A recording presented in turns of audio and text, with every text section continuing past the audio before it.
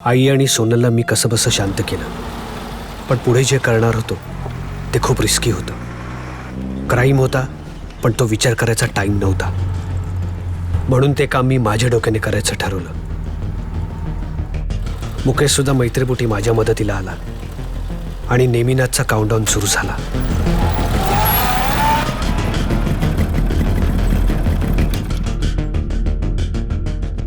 चल घुसूया.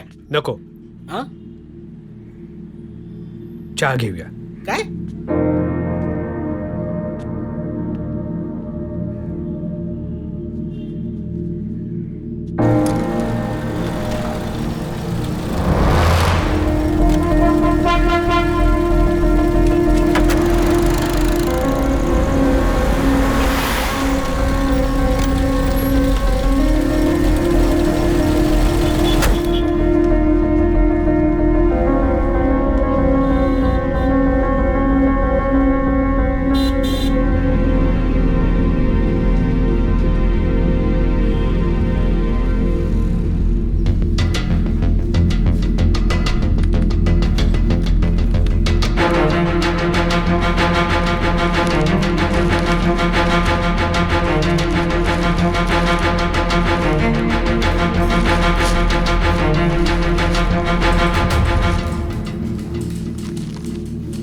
येस, चल.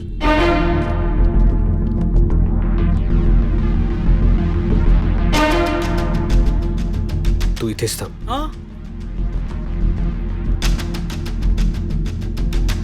बोला साहेब, काय हवंय? शेठजी. शेठजी तर बिझी आहेत. मला सांगा ना काय काम आहे. शेठजी बिझी आहेत. हो, काम त्यांच्याच फायद्याचं होतं.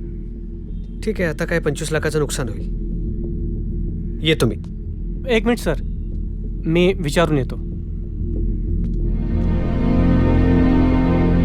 असा काय स्कीम आहे त्याने माझा एवढा मोठा फायदा होईल?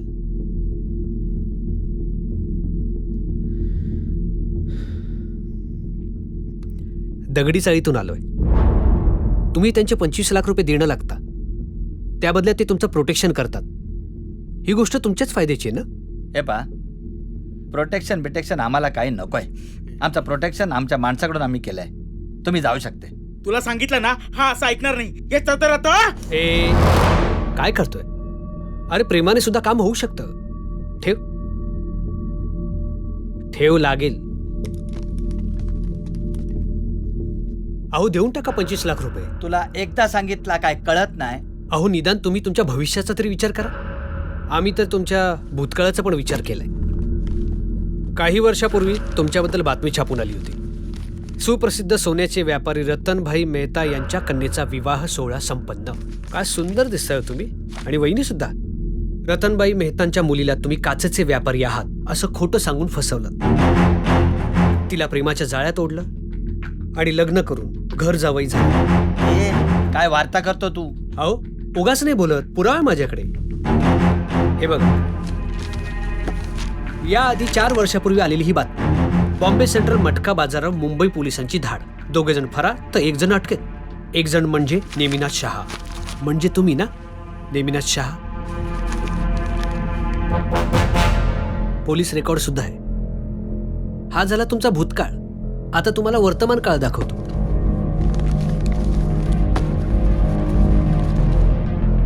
काल रात्री तुम्ही हिच्याच बरोबर होतात ना?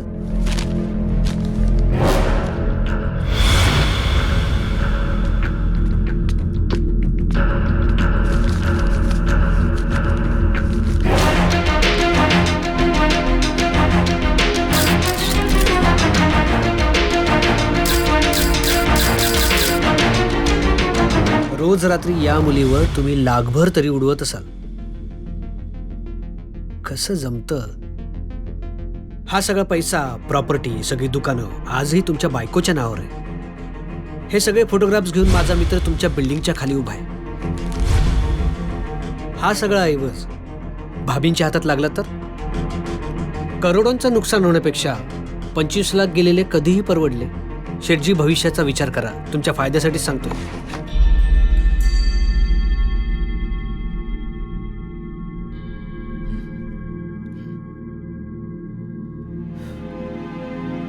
नेमिनाथ पैशाने भरत असलेल्या सुटकेसमध्ये मला दगडी चाळीच्या चॅप्टरचा द एंड दिसत होता. पण साला त्या दिवशी माझ्या नशिबात बांबू होताच. साहेब, या पोपटाला पेरू खायला घातली, मिरच्या खायला घातल्या, पण पोपट मिठ्ठू बोलायला पण तयार नाहीये. काय करायचं याचं?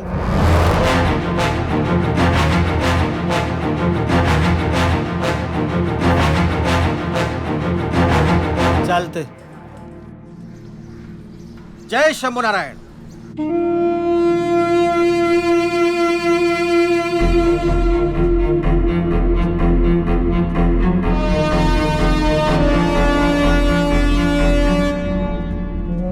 जय शंभूनारायण.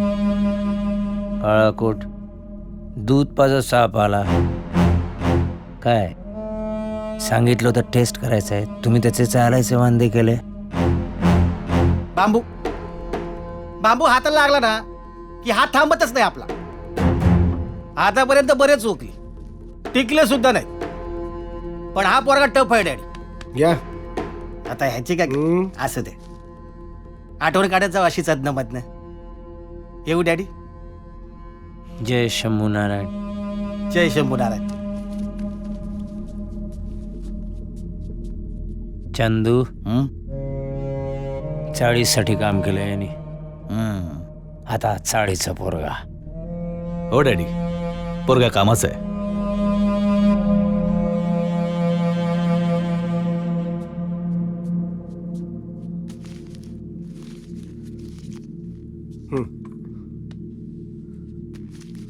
चाळीत एका रूमची सोय होईल. उद्याच तुझ्या सगळ्या फॅमिलीला घेऊन शिफ्ट हो. कायमचा काय?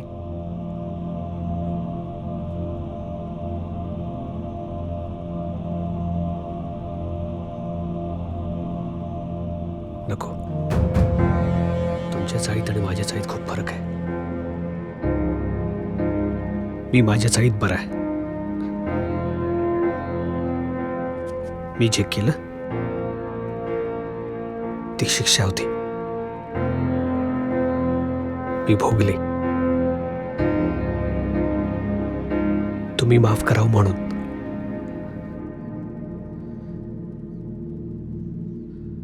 केलं, माफ केला.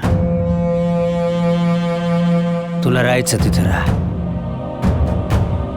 पण तकलीफ झाली तर डायरेक्ट डॅडीकडे यायचं. तुझ्यासाठी मी आहे. माफ केलं. जय शंभूनारायण.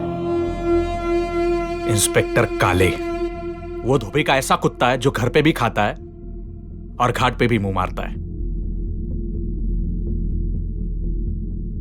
तुम्हारे लिए तो भाईकाला का चैप्टर खत्म हुआ था ना, फिर क्या हुआ? ते म्हणतात ना, एकदा का पाय गाळात रुतला की तो रुततच जातो.